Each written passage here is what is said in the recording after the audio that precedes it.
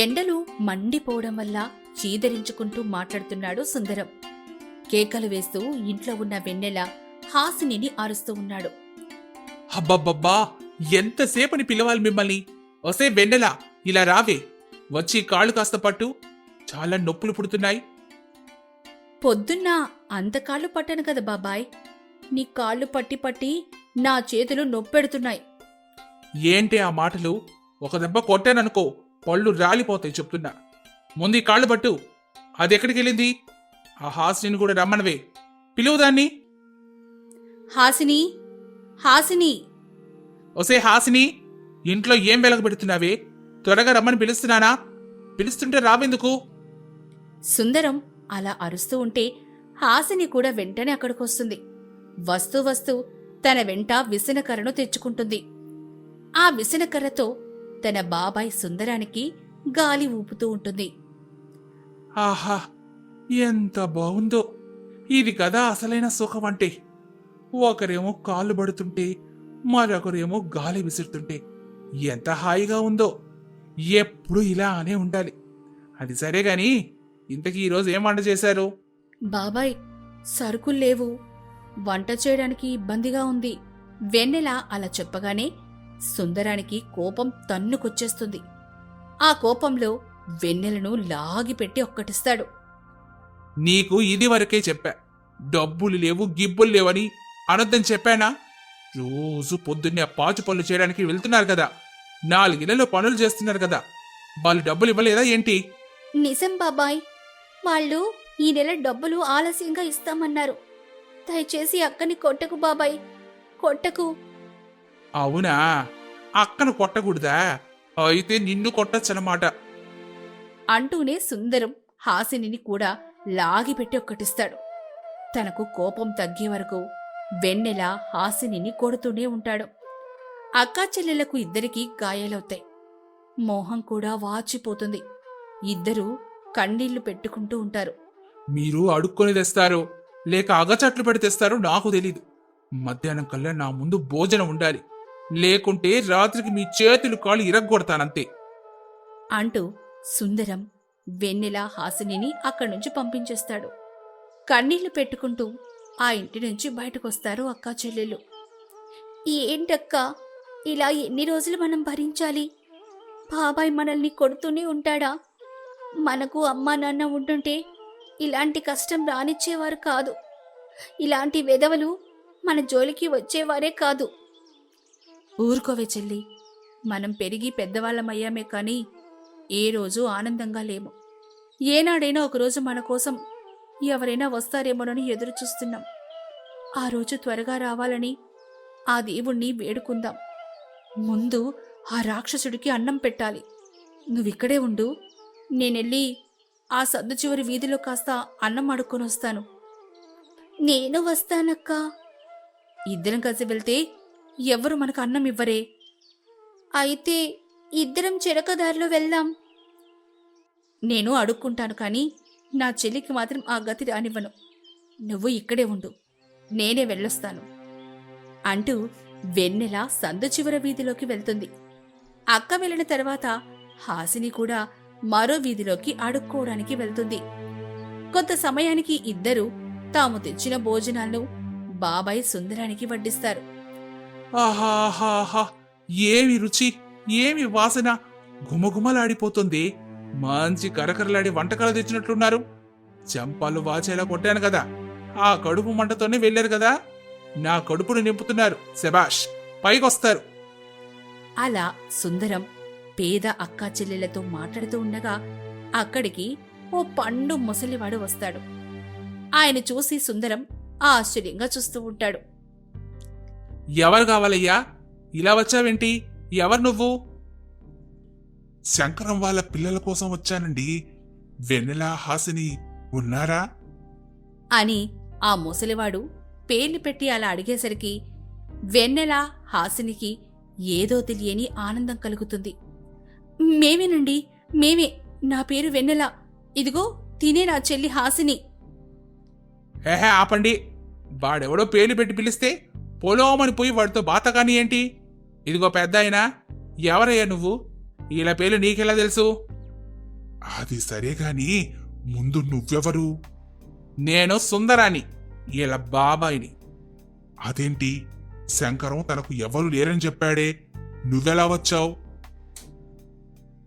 శంకరం ఈ పిల్లల నాన్నే, ఆ విషయం తప్ప ఇంక నువ్వేమి చెప్పడం లేదు. అప్పుడెప్పుడో వీళ్ళ నాన్నను పోలీసులు పట్టుకెళ్లారు కదా, ఈ పాటికి ఎక్కడో చచ్చుంటాళ్లే. ఇప్పుడు ఆయన పేరు చెప్పి నువ్వు మాకేదో చెప్పాలనుకుంటున్నావా? చూడమ్మా వెన్నెల, హాసిని, నేను మీతో మాత్రమే మాట్లాడతాను. మీరిద్దరూ ఇతన్ని బయటకు పంపి తలుపులెయ్యండి. మీతో చాలా విషయాలు చెప్పాలి. నేనెలా ఒప్పుకుంటాను? నేను అస్సలు ఒప్పుకోను. ఇంట్లో నుంచి కదిలే ప్రసక్తే లేదు. సుందరం అలా అంటూ ఉంటే వెన్నెల, హాసిని ఒక్కసారిగా పిడికిలి బిగిస్తారు. వెంటనే సుందరాన్ని కాలితో తన్నుతూ చేతులతో లాగి పడేస్తారు. ఆ తర్వాత తలుపులు వేసుకుంటారు. ఇక ముసలివాడు అసలు విషయం చెప్పడం ప్రారంభిస్తాడు. నేను మీ నాన్నను జైల్లో కలిశాను. మీ నాన్నను కావాలని ఇరికించారమ్మా. ఇదిగో మీ నాన్న మీకోసం కూడబెట్టిన సొమ్ము తీసుకోండి. ఇప్పుడు నాన్న ఎక్కడున్నారు తాత? నాన్న చనిపోయి చాలా రోజులైందమ్మా. మీకు కొన్ని విషయాలు చెప్పమన్నారు. జాగ్రత్తగా వినండి. ఇదిగో ఈ సుందరం అనేవాడు అసలు మీ బాబాయే కాదు, మీ ఇంట్లో పనిచేసే కూలివాడు. సుందరం అని మీ నాన్న నాకు ఒకసారి చెప్తే ఇప్పుడిప్పుడే గుర్తుకొస్తోంది. ఇకపోతే ఈ ఇంట్లోనే మీ అమ్మ చనిపోయిందట. ఆమె చనిపోయే ముందు ఒక చిన్న పెట్టెను మీరు పెద్దయిన తర్వాత మీకివ్వమని చెప్పిందట. ఆ పెట్టె కూడా మీ అమ్మ గదిలోనే ఉందని మీ నాన్న చెప్పాడమ్మా. ఇంకా ఏం చెప్పారు? నాకేమో వయసు అయిపోయింది. చాలా రోజులు జైల్లోనే ఉన్నా కదా, సొంత ఊరికి వెళ్ళాలని చాలా ఆశగా ఉంది. బహుశా ఊరికి వెళ్ళిన తర్వాత అక్కడే నా ప్రాణాలు కూడా పోవచ్చు. కానీ ఊరికి వెళ్లే ముందు మీ నాన్న చెప్పిన ఈ విషయాలనే నేను మీతో చెప్పాలని వచ్చాను. మీరు మీ అమ్మ దాచిన పెట్టెను తీసుకుని వెళ్ళి చూడండి. ఇదే మీ నాన్న మీకు చెప్పమన్నారమ్మా. ఇక నేనెళ్ళొస్తాను అంటూ ముసలివాడు వెళ్తూ ఉంటాడు. వెన్నెల, హాసిని ఆ ముసలివాణ్ణి కౌగిలించుకొని కన్నీళ్లు పెట్టుకుంటారు. ఇక ఆ తర్వాత ఆ ముసలివాడిని సాగనంపుతారు. ఆయన వెళ్ళిన తర్వాత సుందరం ఇంట్లోకి రావాలని చూస్తాడు. ఒరే కుక్క, ఇంకా మమ్మల్ని ఇబ్బంది పెడుతూ ఉంటావా? నీ గురించి మాకు తెలిసిపోయిందిరా బెదవా. నువ్వసలు మా బాబాయివే కావు. మా ఇంట్లో పనిచేసిన కూలివాడివి నువ్వు. ఇప్పుడు మాతోనే గొడ్డి చగరు చేయించుకుంటున్నావు. ఇకనైనా మమ్మల్ని వదిలేయ్, లేకుంటే లేకుంటే ఏం చేస్తారే? జైలుకు పంపిస్తాం. పంపించాలా? వెన్నెల, హాసిని మాటలకు సుందరం అక్కడ్నుంచి పారిపోతాడు. ఇక ఆ తర్వాత అక్కా చెల్లెలిద్దరూ తమ తల్లి గదిలోకి వెళ్లి పెట్టెను వెతకడం మొదలు పెడతారు. చాలాసేపు వెతికిన తర్వాత వారికి ఒక మూలన ఒక చిన్నపాటి ట్రంకు పెట్టె కనిపిస్తుంది. అందులో వారికొక పెన్ను, పేపరు కనిపిస్తుంది. ఆ తర్వాత చీటీ ఒకటి ఉంటుంది. ఆ చీటీలో రాసిన దాన్ని వెన్నెల చదువుతుంది. అమ్మా వెన్నెల, హాసిని, నేను మీ అమ్మను. మంత్రాలు, మాయలు చేస్తూ చాలా రోజులు బ్రతికాను. కొందరికి మంచి చేశాను, ఇంకొందరికి కీడు చేశాను. ఆఖరికి ఆ మంత్రాలకే ప్రాణాలు వదులుతున్నాను. మీకు మాత్రం ఏమి చెయ్యలేకపోయాను, క్షమించండి. ఇదిగో అక్కడున్న పెన్నుతో ఆ పేపర్పై మీరు ఏం రాస్తే అది జరుగుతుంది. అదే నేను మీకిచ్చే కానుక. అక్కా, అమ్మ మన గురించే ఆ రోజులోని ఎంతలా ఆలోచించిందో కదా. అమ్మ కదా, మనం కడుపులో ఉన్నప్పటి నుంచే మన గురించి ఆలోచించడం వరకు తెలుసు.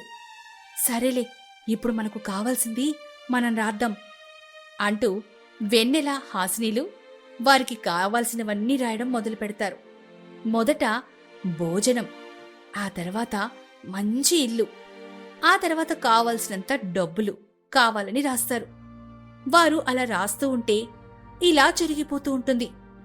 అక్కా, ఎండలు మండిపోతున్నాయి కదా, నాకొక బంగారం ఏసీ కావాలక్కా, ఆ పేపర్లో రాయి. అలాగే వెన్నెల పేపర్లో బంగారం ఏసీ అని రాస్తుంది. అలా రాసిన వెంటనే గోల్డెన్ ఏసీ హాసిని గదిలో ప్రత్యక్షమవుతుంది. అయితే నాకు సిల్వర్ ఏసీ కావాలి. అలా వెన్నెల కూడా పేపర్లో సిల్వర్ ఏసీ కావాలని రాస్తుంది. ఇక వెంటనే వెన్నెల గదిలో సిల్వర్ ఏసీ కనిపిస్తుంది. అలా మాయతో వారికి కావాల్సినవన్నీ వాళ్ళు తెచ్చుకుంటారు. అక్క, ఇక మనం దేనికి భయపడాల్సిన పనే లేదు. హాయిగా బ్రతకొచ్చు. ఆ సుందరం గడి బాధ కూడా మనకు లేదు. అవును, మనం ఇకపై మనకంటూ ఒక లక్ష్యాన్ని పెట్టుకుందాం.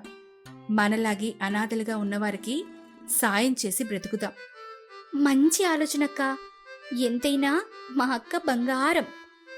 అలా వెన్నెల, హాసినీలు ఆ రోజు నుంచి ఇతరులకు సహాయం చేస్తూ సంతోషంగా బ్రతుకుతారు. వెన్నెల, హాసిని ఇద్దరు కూడా అక్కా చెల్లెళ్ళు. వాళ్ళది పేద కుటుంబం. తండ్రి లేని కారణంగా తల్లి శాంతికి వ్యాపారంలో వాళ్ళిద్దరూ సహాయం చేస్తూనే చక్కగా చదువుకున్నారు.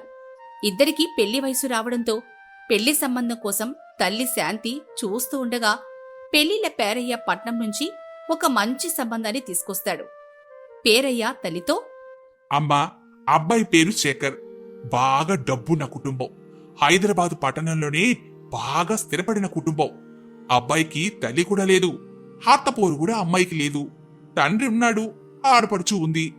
ఆడపడుచు పావనికి పెళ్లి చేసి పంపించేశారు. ఆ అమ్మాయి కూడా చాలా మంచి అమ్మాయి. మంచి కుటుంబంలోకే కోడలుగా పంపించారు.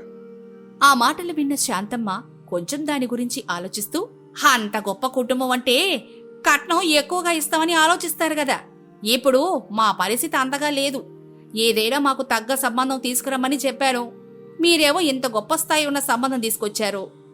అమ్మా, మీరేం కంగారు పడకండి. వాళ్ళకి ₹1 కూడా కట్నం కూడా ఇవ్వనవసరం లేదు. అలా అని ఆ అబ్బాయిలో ఎలాంటి లోపం లేదమ్మా. వాళ్ళ ఇంటికొచ్చిన కోడలు వాళ్ళ ఇంట్లో దీపం పెట్టి వాళ్ళని ఆప్యాయంగా ప్రేమగా చూసుకుంటే చాలు. అదే వాళ్ళు ఆశిస్తుంది. సరే పేరయ్యా, మీరు ఇంతలా చెప్తున్నారు కాబట్టి నాకిష్టమే. ఒకసారి మా పెద్దమ్మాయిని పిలిచి అడుగుతాను అని వెన్నెలా అంటూ పిలుస్తుంది. ఆ చెప్పమ్మా. అమ్మా వెన్నెల, నీకు హైదరాబాద్ నుంచి మంచి సంబంధం వచ్చింది. ఆ చుట్టుపక్కల గ్రామాల్లో మంచి పేరున్న కుటుంబం. ఏమంటావ్? అమ్మా, నీ ఇష్టమే నా ఇష్టమని ఎప్పుడు చెప్తూనే ఉంటాను కదా అంటూ సమాధానం చెప్తుంది. తదాస్తు, నేనెళ్ళి అబ్బాయి వాళ్ళకి చెప్పి పెళ్లికి ముహూర్తం పెట్టుకుని వస్తానమ్మా అని వెళ్లి సంబంధం ఖాయం చేసుకుని మంచి ముహూర్తం పెట్టుకుని వస్తాడు పెళ్లిళ్ల పేరయ్య. అనుకున్న విధంగానే పెళ్లి అంగరంగ వైభవంగా జరుగుతుంది. వెన్నెల కొత్త కోడలిగా ఆ ఇంట్లో అడుగు పెడుతుంది. తన మావయ్యను తన తండ్రిలాగే చూసుకునేది. ఆడపడుచు వచ్చిన ఆమెతో సంతోషంగా కలిసిమెలిసి ఉండేది. ఇలా రోజులు గడుస్తూ ఉన్నాయి. వెన్నెల అక్కడ ఉన్న వాతావరణానికి అలవాటు పడిపోతుంది. కన్న తల్లిని, చెల్లిని మరిచిపోతుంది. అక్కడ ఉన్న సామాగ్రిని, ఏసీని, ఫ్రిడ్జును, డబ్బును చూసి వాటి వ్యామోహంలో పడిపోతుంది.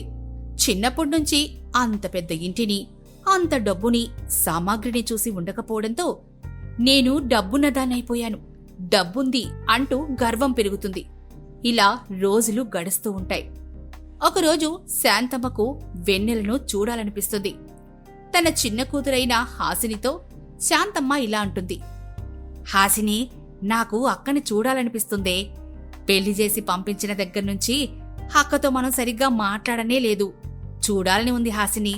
మనం తక్షణమే పట్నం వెళ్ళి అక్కని చూసేసొద్దాం అని ప్రయాణానికి సిద్ధమవుతారు. శాంతమ్మ, హాసిని వెన్నెల ఇంటికి వెళ్తారు. తలుపులేమో వేసుంటాయి. అమ్మా వెన్నెలా, అమ్మా వెన్నెలా అంటూ తలుపులు కొడతారు. అది విని, ఆ వస్తున్నా, ఆగు. ఎవరు అంటూ బయటికి వస్తుంది. తలుపులు తీయగానే, అమ్మా వెన్నెలా, ఎలా ఉన్నావమ్మా? అల్లుడుగారు బావున్నారా అని అంటుంది. ఆ బానే ఉన్నాను, కాని మీరెందుకొచ్చారో చెప్పండి అంటుంది. అదేంటే, చాలా రోజులవుతుంది కదా, అందుకే నిన్ను చూడ్డానికొస్తే ఎందుకొచ్చావనంటున్నావు? అంతలో అల్లుడు శేఖర్ బయటనుంచొచ్చి, అత్తయ్య గారు బావున్నారా? హాసిని బావున్నావా అంటూ లోపలికి రమ్మంటాడు. లోపలికి వచ్చి ఇద్దరు కూర్చుంటారు. అత్తయ్య, ఎలా ఉన్నారు? మీ ఆరోగ్యం అంతా బావుందా? హాసిని, నీ చదువెలా ఉందమ్మా అని అడుగుతాడు. అంతా బాగున్నాం బావా, మంచిగా చదువుకుంటున్నాను. మీరెలా ఉన్నారు బావా అంతా బావుందమ్మా. ఏం వెన్నెలా, అమ్మా చెల్లెలొచ్చి ఎంత టైం అవుతోంది? వాళ్ళకి ముందు ఆ ఏసీ తాగడానికి ఏమైనా చల్లగా తీసుకోనరా. అసలే ఎంత ఎండలో పడొచ్చారు అని అంటాడు. అది చెప్పింది నాకు కాదు అన్నట్లుగా ఆమె ఎక్కడో ఏదో ఆలోచిస్తూ నిలబడుంటుంది. వెన్నెలా, చెప్పేది నీకు కదా. ఆ ఏసీ వేసి చెల్లెలకు అమ్మకు ఏదైనా తీసుకోనరా. ఆ సరేనండి అంటూ ఇంట్లోకి వెళ్లి మంచినీళ్లను తెస్తుంది. ఆ నీళ్లు ఎండాకాలం కావడంతో వెచ్చగా ఉంటాయి. అవి చూసి శేఖర్, వెన్నెలా, ఫ్రిడ్జ్లో నీళ్లు తీసుకురావచ్చు కదా, చల్లగా ఉంటాయి. ఈ నీళ్లు చూడు, గోరువెచ్చగా ఉన్నాయి. ఏవండి, మా వాళ్లకు ఫ్రిడ్జ్లో నీళ్లు అలవాటే లేదు. అసలది ఎలా ఉంటుందో కూడా వీళ్ళకు తెలీదు. అలాంటిది అందులో నీళ్లు వీళ్ళకు అవసరమా అని అంటుంది. ఆ మాటలకు శాంతమ్మ, వెన్నెల అంతగా పట్టించుకోరు. తన చెల్లెలు హాసిని వెళ్లి ఫ్రిడ్జ్ తీయడానికి ప్రయత్నిస్తుంది. అంతలో వెన్నెల అక్కడికెళ్ళి, అలా కాదు తీయడం, నీకేమీ రాదు, నువ్వు పక్కకు జరుగు అని అంటుంది. ఆ మాటలు విన్న శాంతమ్మ, పోనీలే బాబూ, ఏదైతే నీళ్లే కదా అని తాగేస్తారు. వెన్నెల వంట సిద్ధం చేస్తూ ఉంది. శాంతమ్మ, వెన్నెల అందరూ కలిసి భోజనం చేసి పడుకోవడానికి వెళ్తూ ఉంటే హాసిని ఏసీ వేయబోతుంది. అంతలో వెన్నెల వచ్చి, ఏ హాసిని, అలా కాదు, ఏసీ వేయడం నీకు రాదు కదా, నువ్వు పక్కకు జరుగు, ఈ ఫ్యాన్ వేసుకో చాలు అని అంటూ ఫ్యాన్ వేసి వెళ్ళిపోతుంది. వాళ్లకు అక్క మారినా అన్న విషయం అర్థమే కాదు. ఏదో మామూలుగా మాట్లాడుతోంది అని అనుకుంటారు. ఆ రోజు అలా ముగుస్తుంది. మరుసటి రోజు తన తల్లితో వెన్నెల ఇలా మాట్లాడుతుంది. అమ్మా, వచ్చారు చూశారు, ఇక వెళ్ళిపోవచ్చు కదా. ఖరీదైన వస్తువులున్నాయి, మీకు ఏ వస్తువు ఎలా వాడాలో తెలీదు. ఏదైనా జరగడానికి జరిగితే పగిలిపోయాయనుకోండి, ఆ తర్వాత బాధపడేది మేము అని అంటుంది. అమ్మా వెన్నెల, నీకు వస్తువుల మీద ఉన్నంత శ్రద్ధ తల్లి చెల్లి మీద లేదని నాకు అర్థం అవుతోంది. ఇప్పుడే వెళ్ళిపోతాంలే, నీకు ఎటువంటి ఇబ్బంది కలిగించవలేమ్మా అని వెళుతూ ఉంటే వాళ్ళ అల్లుడుగారు వస్తారు. అత్తయ్య గారు, ఎక్కడికెళ్తున్నారు? నిన్ననే కదా వచ్చారు, అంతలోనే వెళ్తున్నారేంటి? మా చెల్లెలు పావని మిమ్మల్ని చూస్తా అంటుంది, ఆమె వచ్చేదాకా ఉండండి అని శేఖర్ అంటాడు. అదేం లేదండి, ఇక్కడ వాతావరణం వాళ్ళకి అలవాటు కావడం లేదు. వచ్చారు చూశారుగా, ఇక వెళ్ళనివ్వండి అని వెన్నెల అంటుంది. అంతలో శారద, బాబూ, మేం వెళ్తాం, ఇప్పటికే ఆలస్యమైంది, ఎక్కడ పనులు అక్కడే ఉండిపోయాయి అని అంటుంది. అత్తయ్య, పావని మిమ్మల్ని చూస్తా అంటుంది కదా, ఆమె వచ్చాక వెళ్దుర్లేండి అని చెప్పి వెళ్తాడు. శారద అల్లుడి మాట తీయలేక అక్కడే ఉంటారు. అప్పట్నుంచి శాంతమని హాసినిలను అస్సలు పట్టించుకోవడం లేదు వెన్నెల. ఒకరోజు శేఖర్ హాసినికి వాళ్ళ అమ్మకు కొత్త బట్టలు తీసుకొస్తాడు. అంతలోనే వెన్నెల, ఏవండి, మా అమ్మా చెల్లెలు ఇంత ఖరీదైన బట్టలు ఎందుకు తీసుకొచ్చారు? ఎందుకు డబ్బు ఖర్చు పెట్టారు? ఈ మధ్య డబ్బులు ఖర్చు చేయడం ఎక్కువ అలవాటైపోయింది మీకు అని అంటుంది. అంతలోనే తన ఆడపడుచు పావని వస్తుంది. ఏంటి వదినా, ఏదో డబ్బు గురించి మాట్లాడుతున్నావు? అయినా బట్టలు తెచ్చింది మీ అమ్మ చెల్లెలకే కదా, నువ్వేంటి ఇలా మాట్లాడుతున్నావు? అదేం లేదు వదినా, ఇంత ఖరీదైన బట్టలు ఎందుకు వాళ్ళకి? పల్లెటూళ్ళలో ఉండేవాళ్లు కదా, వీటన్నిటినీ వాళ్ళు చూసుండరు. ఏం వదినా, కొత్తగా మాట్లాడుతున్నావు నువ్వు? ఎక్కడ్నుంచొచ్చావో మర్చిపోయావా? నువ్వు అక్కడ్నుంచి వచ్చి ఈరోజు మా తమ్ముణ్ణి చేసుకోవడం వల్ల ఈరోజు ఇలా ఉన్నావు. అది తప్పు వదినా, కన్న తల్లి చెల్లితో నువ్విలా మాట్లాడకూడదు. మాట మధ్యలో పావని హాసిని శాంతమ్మను ఎలా ఉన్నారని అడుగుతుంది. బావున్నాం పావని, నువ్వు బావున్నావా? నువ్వొస్తావనే ఇప్పటివరకు ఉన్నావమ్మా, ఇక మేం బయలుదేరతాము అని అంటుంది. ఎక్కడికత్తయ్యా వెళ్ళేది? మా ఇంటికి రాకుండానే వెళ్ళిపోతారా? మా ఇంటికొచ్చి 2 రోజులు ఉండి మీరెళ్ళాలి. మా ఇల్లు పెద్ద దూరమేం కాదు, ఇక్కడ్నుంచి 2 కిలోమీటర్లు మాత్రమే ఉంటుంది. మీరు తప్పకుండా రావాలి. అప్పటి వరకు నేనస్సలు ఒప్పుకోను అని తన ఇంటికి తీసుకెళ్తుంది. ముగ్గురు కలిసి పావని ఇంటికి వెళ్తారు. పావని, హాసిని శాంతమ్మను చాలా బాగా చూసుకుంటుంది. శాంతమ్మ పావనితో ఇలా అంటుంది.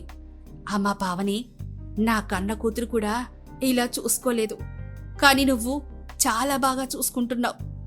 అదేంటత్తయ్య అలా అంటున్నారు? చూసుకోవడం ఏముంది, మీరేమన్నా పరాయి వాళ్ళ ఏంటి?